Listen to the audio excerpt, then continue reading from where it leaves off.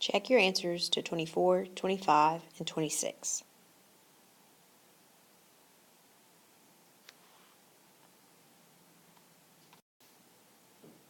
These questions are about writing the equation of the line. We're still in slope-intercept form.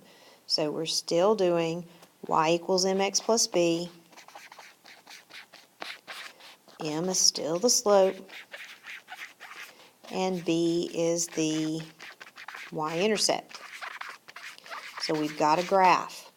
We need to find the y-intercept first. Where does this line cross the y-axis? Well, this line crosses the y-axis right there. So b in this case is -1. The next thing we need to do is find the slope. They gave me 2 points here. They were nice. So I'm going to draw my triangle. This has positive slope. My change in y is 1, 2, 3. My change in x is 1, so 3 over 1. M is 3. So I just plug this into my slope-intercept form. Y equals 3x minus 1, since b is a -1. And that gives me b. 25 is a graph, but they didn't specify the points for me. So I've got to be careful here, okay? So what have we got? We've got trying to find M, and we're trying to find B. Well, it crosses the origin, so B is 0.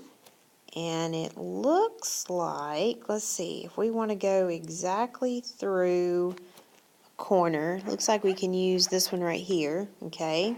There's my triangle. This one has negative slope. Don't forget that if it's got negative slope, if it's going down from left to right, to put that minus sign before you even start. My rise is 3. My run, my change in x is 2, so -3/2. So y equals m is the coefficient of x, and that plus 0 is there, but we don't have to write it. So this is just going to be -3/2 x, which is A. I want to point out, notice they put the -2/3 here. They want to make sure you're getting your delta y and your delta x correct. Notice they also give some positives and some negatives. They also want to make sure you're paying attention to the slope of the line. Okay, now they've given us a table. So we're going to review finding slope from a table here. We still need M. We still need B. Remember, B is the y-intercept. How do I tell the y-intercept from the table? I look for where the x value is 0.